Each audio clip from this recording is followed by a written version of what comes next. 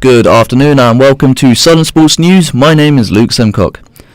Hampshire side Havant and Waterlooville have their eyes on FA Cup success and also to the draw tonight, following their 1-0 victory to Cray Valley. The possibility of facing up against Portsmouth awaits the side, who look to progress in the Cup. The draw will take place later tonight at 7 p.m. And we are live with Henry Deacon, Havant's head of media. So Henry, how are you feeling about tonight's draw? Nervous, very, very nervous. I think there's an excitement about it. It's the first time we've actually been in the second round since the year we went to Anfield. So I think there's some nervous excitement.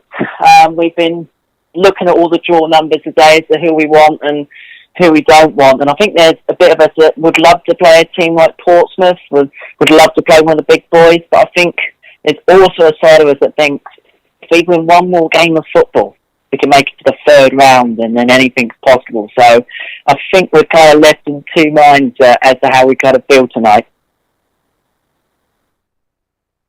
Thank you very much, Henry, and good luck with the draw tonight.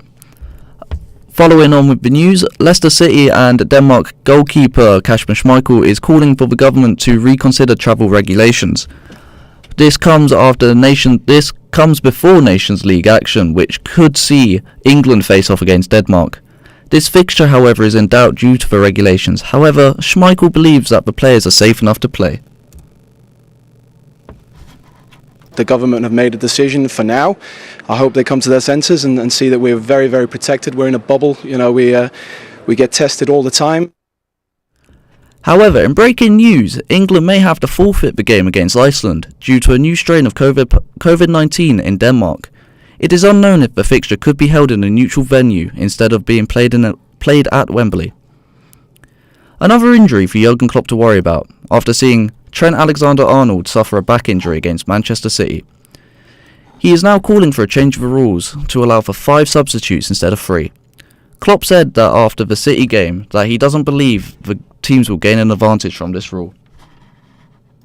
All the teams have to understand why it's so helpful. It's not an advantage, it's a necessity, 100%. So, and it's in all other countries it happens. And now here we make a bit more fun of the competition by having only 3 subs. That's really incredible. So we have to talk again. The PFA have recently come out backing Jurgen Klopp, but the change in rules requires 14 teams to support it.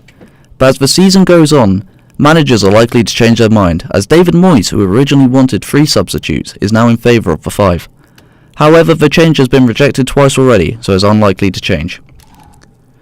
Southampton forward Theo Walcott had to step up this weekend against Newcastle, as he helped Saints gain a 3-0 victory.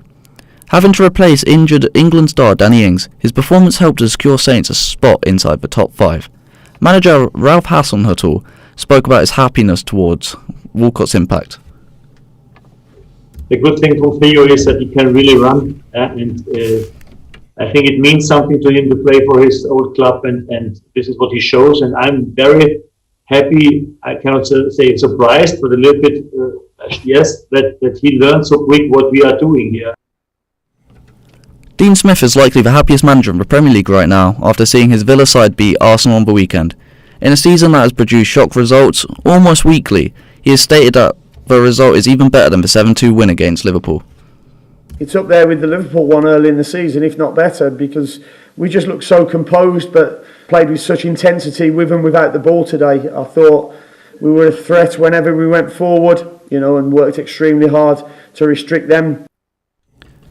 Brian DeChambeau looks to challenge Tiger Woods this week in the Masters. Though his style has divided opinions in the golfing world, he goes into the tournament as favourite.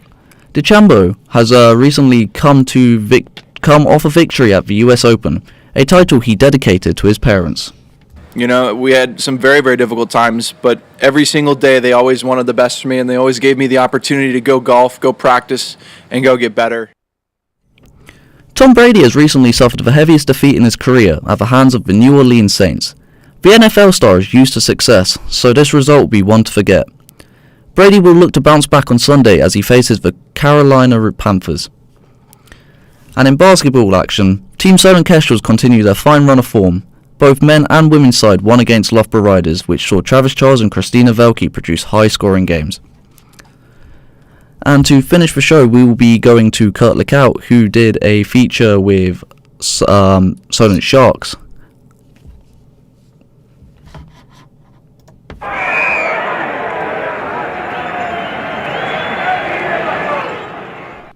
Today, we're going to be looking at the Solent Sharks, the university's very own wheelchair rugby team. Wheelchair rugby has become a thriving sport in recent years, with participation increasing vastly as more and more people are getting invested in it. We spoke with the club chair, Peter Hall, about the growing impact in which a second lockdown is having on the sport.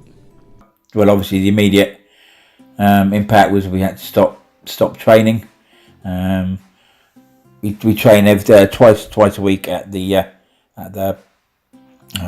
sports centre, and following a very easy decision process with the committee, with the current guidelines at the time, we stopped training.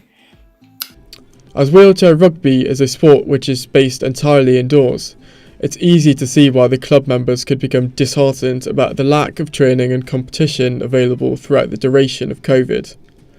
However, 17-year-old current first-team player Toby Church is optimistic about the future of the club. For this whole COVID thing, we had quite a few players joining, new players to the sport, and just getting them involved and making sure they know what they're doing, and getting them to meet everyone and know all the rules and stuff like that. Even though COVID's still around, when we're back to full contact, personally, I don't see a reason why we still can't get these new players joining in, because that would be obviously good for the club. COVID representative Neil Martin has worked hard on establishing the health and safety of the players over the past few months, following along with the government guidelines closely. When asked about how the club will bounce back after lockdown, the club chair was frustrated with the abrupt stop to proceedings as the players were just getting back into their stride. And training did start again about a month ago. So yeah, a little frustrating that after just coming back, and actually not just coming back, but actually being approved to continue with step 2 of our plan. Speaking about the future post-lockdown, the players are keen for a return to training and competitive action. However, they anticipated that it would be a long time coming before full contact sport is given the go-ahead by the Wheelchair Rugby Association. Yeah, I don't think that the competitions are going to be coming back for a long time. At least, if I was to guess, I'd say next summer. In the end, the Solent Sharks are an inclusive club open to the wheelchair sport community. Despite COVID-19 putting a halt to play, the spirit within the club is still high, and the club can't wait to get back to playing the sport they love. Thank you very much for tuning in today. Make sure to tune in at the same time next week on Solent Sports News.